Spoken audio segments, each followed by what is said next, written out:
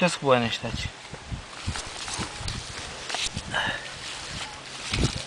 Ce-i cu banii ăștia, mă? Pe ce să fie? Păi zi!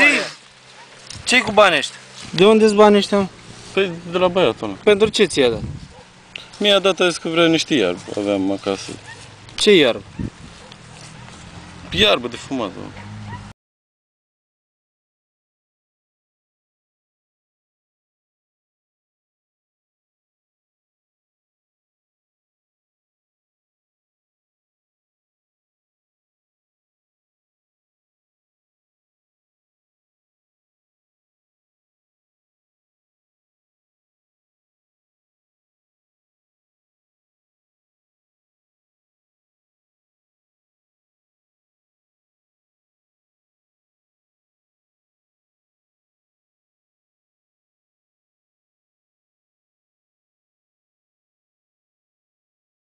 Deții acte la el?